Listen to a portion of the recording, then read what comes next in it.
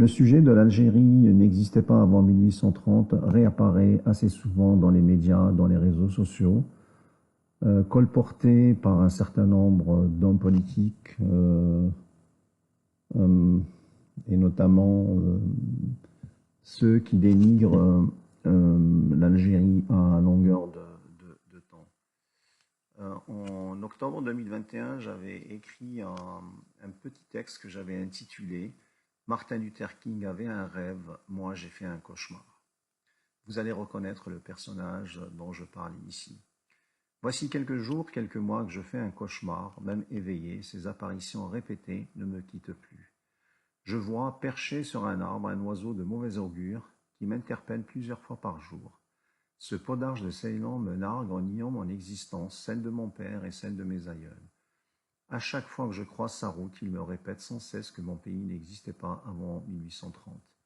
Il sema le doute dans mon esprit, on m'aurait menti, on aurait fabriqué l'histoire de mon pays pour l'idéaliser. L'an zéro de l'Algérie aurait-il démarré en 1830 ? Il se trouve que ce volatile a décidé de devenir le roi de la forêt. Pour y arriver, il a réuni autour de lui des individus dont l'oreille est très sensible aux sirènes de la propulsion de l'infamie et particulièrement de celle qui concerne l'Algérie.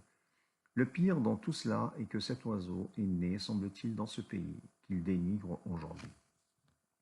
On a toujours dit que l'Algérie n'était rien avant l'arrivée de la France et qu'elle ne serait rien sans elle. Voyons donc. Ce langage a toujours existé de toutes les manières. Au XIXe siècle, par exemple, mais qu'il réapparaisse aujourd'hui ou ces dernières années est à mon sens une abomination sans nom. Ce pays que la France aurait créé était un territoire désertique, sauvage, sans ressources, pauvre et peut-être même dénué d'oxygène. L'hypothétique futur roi de la jungle reprend la propagande de l'époque qui justifiait la colonisation. Y a-t-il une corrélation entre les propos de l'oiseau chroniqueur et les dires d'antan ? Regardons ça de près. Le général Simon Bernard, ministre de la Guerre en 1837, clamait « L'Algérie n'est qu'un rocher stérile dans lequel il faut tout apporter excepté l'air, encore y est-il mauvais ».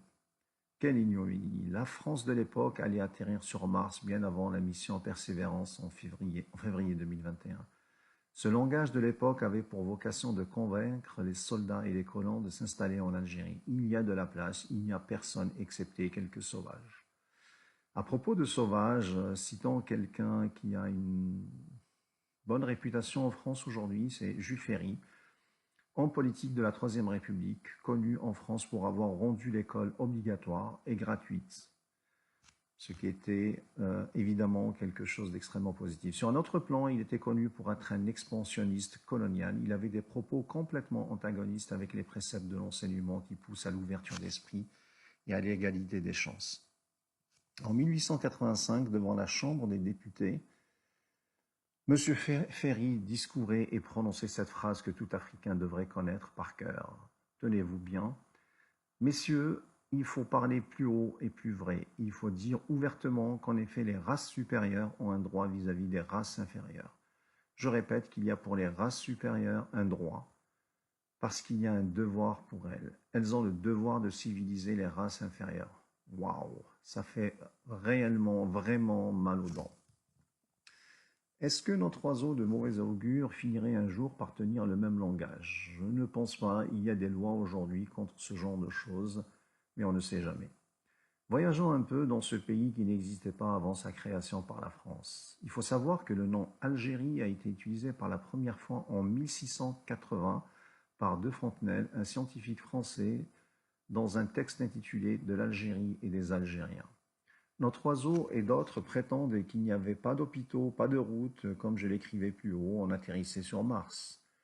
La première structure hospitalière en Algérie fut construite en 1550 par Hassan, le fils de Khir el-Din Barbarousse, le gouverneur général de la régence d'Alger.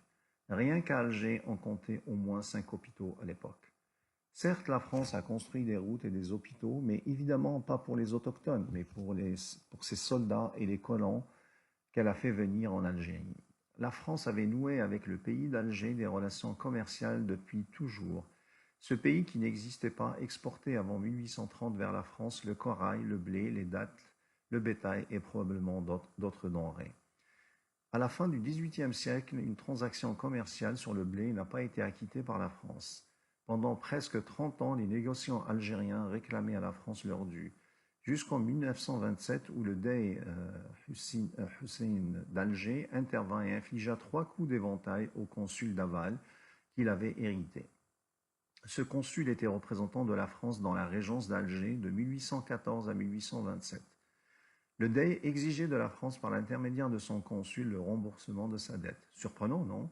Voilà un pays qui n'existait pas et qui exigea de la France en 1827 le remboursement de sa dette. Le régime de Charles X trouva en cet incident une extraordinaire occasion pour redorer le blason de son régime déliquescent. L'idée n'était pas la conquête, mais de s'emparer des richesses de ce pays, et notamment du blé, tellement vanté par les Romains. Ce pays pouvait finalement devenir le grenier de la France, et c'est exactement ce qui s'est passé pendant plus de 130 ans. La France conquit l'Algérie en 1830 et promit aux autochtones de ne pas toucher à leur religion ni à leur intégrité physique. Mais étant donné les exactions des soldats français, en novembre 1832, l'émir Abdelkader proclame le djihad contre l'occupant français. Le djihad, attention à la sémantique, ayant comme sémantique dans ce cas faire sortir l'envahisseur qui a touché à des constantes religieuses inébranlables. En effet, la grande mosquée de Ketchaoua est transformée en église. On entassa tous les Turcs sur des bateaux et on les envoya à Naples.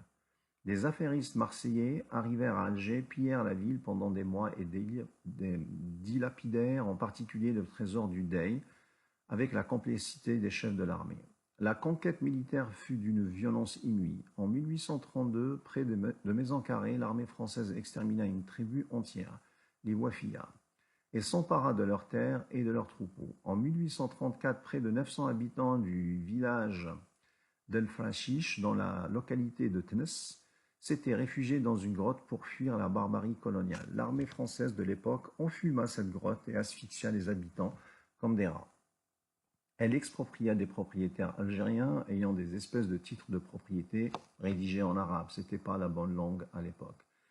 Les autorités françaises ne considéraient pas les Algériens comme des hommes et des sous-hommes à qui on donna le nom d'indigènes. En 1837, la France reconnaît, grâce à un traité, la souveraineté de l'émir Abdelkader sur les 2 tiers de l'Algérie. Tiens donc, on reconnaît la souveraineté d'un Algérien sur les 2 tiers d'un pays qui n'existait pas d'après l'oiseau potentiellement futur roi de la jungle.